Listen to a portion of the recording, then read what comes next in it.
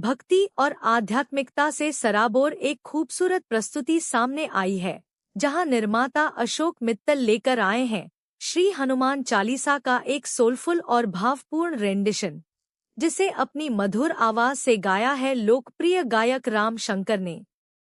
इस भक्ति गीत के जरिए भगवान हनुमान के प्रति श्रद्धा, विश्वास और समर्पण की भावना को बेहद खूबसूरती से प्रस्तुत किया गया है।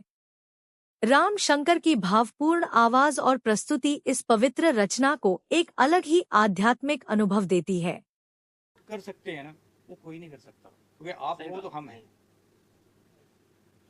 राम सर, आपसे जानना चाहूंगा कि जब पहली बार बताया गया कि हनुमान चालीसा आपको करना है इस पर्टिकुलर प्रोडक्शन हाउस के लिए, क्या कहना चाहेंगे उसके बारे में? क्या थॉट प्रोसेस था? क्योंकि हमने देखा अलग अलग वर्जन के हनुमान चालीसा ऑलरेडी हम देख चुके हैं, इसमें क्या सर अलग होने वाला है और कैसा एक्सपीरियंस रहा आपका? ये सबसे पहले तो मेरे सभी मीडिया कर्मियों को, सभी मीडिया वालों को प्रणाम, सादर प्रणाम, जय श्री राम। मुझे ये जो प्रस्ताव जब दिया अशोक भाई साहब ने, कनु भाई ने, कि हम एक ऐसी कंपनी शुरू करना चाह रहे हैं और जिसका शुभारंभ हम एक अच्छे कार्य से, एक हनुमान जी के नाम से, उनके हनुमान चालीसा के नाम से शुरू करना चाहते हैं और आप इसमें एज ए म्यूज़िक डायरेक्टर और सिंगर इसमें पार्ट लें, तो मुझे बहुत अच्छा लगा। क्योंकि मैं शुरू से भजन गायकी को बहुत प्राथमिकता देता हूँ, क्योंकि अगर हम सनातन में पैदा हुए हैं और हम हिंदू धर्म में पैदा हुए हैं तो हमारा ये फ़र्ज़ है, हमारी ये ड्यूटी है कि हम अपने देवी देवताओं का गुणगान करें।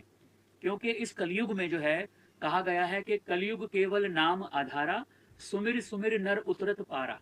तो अगर हम इस कलयुग में सिर्फ ईश्वर का नाम ही ले लेते हैं और गुणगान कर लेते हैं तो ही हम भवसागर से पार हो जाएंगे। तो ये बाइट ऑफ जो एंटरटेनमेंट कंपनी है, इसका शुभारंभ इस हनुमान चालीसा के गुणगान से हो रहा है, इससे बड़ी बात हो ही नहीं सकती। और मैं धन्यवाद देना चाहूँगा अशोक मित्तल जी का, कनु भाई का और सुरेंद्र जी का, सभी लोगों का, इनकी टीम का, जिन्होंने इतना सुंदर मेरे को ये कार्य करने का अवसर दिया। वैसे तो मेरे कई 100 भजन टी सीरीज, जी म्यूज़िक, अलग अलग कंपनियों से मार्केट में अवेलेबल हैं और ये मेरा सौभाग्य है कि मैं पहला एल्बम जो है इस कंपनी का, वो मेरे से श्री गणेशाय नमः हुआ है।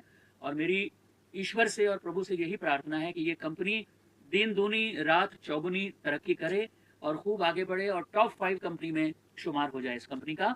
मेरे साथ मेरी बिटिया स्नेहा शंकर भी यहाँ आई है और मेरी वाइफ बीना जी भी आई हुई हैं। तो ये सभी लोग शुभकामना देने आए हैं अशोक मित्तल जी को, इनकी कंपनी को। आप सबका बहुत बहुत धन्यवाद। अशोक जी, आपसे जानना चाहूंगा, बाइट ऑफ ये कहना चाहूँगा कि जो हमारे देश के युवा हैं, अच्छे एजुकेशन के साथ साथ वो अपने सनातन धर्म को भी समझें, अपने देवी देवताओं को भी समझें और उनका आदर सम्मान करें। और मैं और स्नेहा हमने मिलके एक कार्यक्रम शुरू कर रहे हैं हम लोग, जिसको हम भजन जैमिंग के नाम से हम शुरू कर रहे हैं। भजन जैमिंग होंगे भजन ही, लेकिन थोड़ा सा उसमें ऑर्केस्ट्रेशन अच्छा होगा, मॉड होगा और रिदमिक होगा, तो युवा भी उसके साथ कनेक्ट करेंगे और वो भी इंजॉय करेंगे। तो ये युवाओं तक पहुंचाने का एक माध्यम है भजन जैमिंग, जो हम लोग शुरू कर रहे हैं। और उसकी शुरुआत अभी 1 सितंबर को स्कॉन ऑडिटोरियम में हम लोगों का जन्माष्टमी के उपलक्ष्य में कार्यक्रम है और उसी से ये शुरुआत हम कर रहे हैं। कि बचपन से ही सोच थी, मुझे अपने कॉलेज टाइम में बेस्ट एक्टर, बेस्ट पोइट और बेस्ट स्पीकर का अवार्ड भी मिल चुका था। तो कुछ बिजनेस की उलझनों में ऐसे उलझे कि इससे दूर हो गए। लेकिन कहते हैं ना, जो एक अंदर आपके कुछ ऐसा होता है वो कभी छूटता नहीं है, आगे आता है। तो फिर जब हुआ कि अब करना ही है, तो फिर हनुमान जी के चरणों में अपना शीश नवा के हमने शुरू कर दिया है। और अब आप लोगों का सहयोग होगा तो जरूर हम और आगे बढ़ेंगे।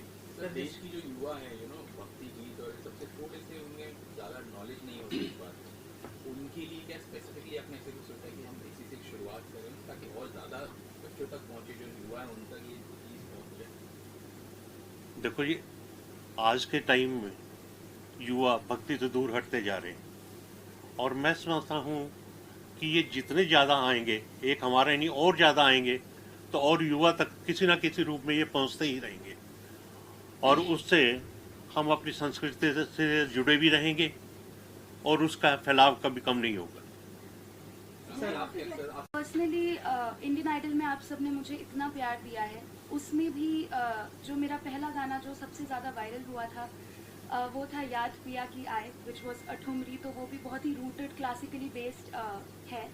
एंड मैं हमेशा से यही कोशिश करती हूँ कि जो फैमिली की लेगेसी है, दादाजी श्री शंकर शंभू जी, फिर पापा श्री राम शंकर जी, इस लेगेसी को आगे लेकर जाने की ही कोशिश मेरी हमेशा से रही है। एंड मैं जो सेमी क्लासिकल, क्लासिकल, सूफी सारी चीज़ें जो है डिवोशनल, उनको मैं इस तरीके से प्रेजेंट करने की कोशिश करती हूँ फ्यूजन वे में, जो कि हमारे जो यंगस्टर्स है वो थोड़ा सा रिलेटेबल फील करें और उनको सुनने में भी मज़ा आए, वो खुद भी इस चीज़ में इंक्लाइंड हो जाए थोड़े से। तो मेरी हमेशा से यही कोशिश रही है और आगे भी यही रहेगी। एंड आई थिंक लोग बहुत पसंद भी कर रहे हैं इस आइडिया को कि जो क्लासिकल बेस्ड कॉम्पोजिशंस है उनको हम मॉडर्न अरेंजमेंट के साथ फ्यूजन बना के प्रेजेंट करेंगे, तो यंगस्टर्स ऑटोमेटिकली रिलेट करते हैं उस चीज़ से। एंड बहुत प्यार अभी तक मिल रहा है and I am just hoping कि ऐसे ही प्यार आगे भी मिलता रहे। फ्यूचर में हमने 2 मूवीज़ पे हमारा काम चल रहा है, मिठी एंड रागले पे। उसके अलावा आगे कुछ म्यूज़िक कंसेप्ट भी हमारे आगे आएंगे, जिसमें कि कुछ भक्ति गीत होंगे और कुछ आज के हिसाब से होंगे, लेकिन जो भक्ति गीत भी होंगे वो आज के फ्यूज़न में होंगे ताकि यंगस्टर्स उनसे जुड़ें। और इस दुनिया में कहते हैं हनुमान जी सब जगह मौजूद हैं, तो उनका आशीर्वाद लेके शुरू कर रहे हैं। बाकी आप सबका साथ और सहयोग चाहिए। बाकी ये लिखते बहुत अच्छा है, कन्नू जी बहुत प्यारा लिखते हैं। एंड मैं चाहती हूँ कि सर आप कुछ ऐसा लिखे जो आप गाए, तो लाइक बहुत अच्छी टीम बन सकती है। बिल्कुल। मैं एक से बात हो रही थी, मैं भगवान कृष्ण के ऊपर एक भजन लिख रहा हूँ जो स्नेहा जी से मेरा गायकी करवाने का प्रोग्राम है।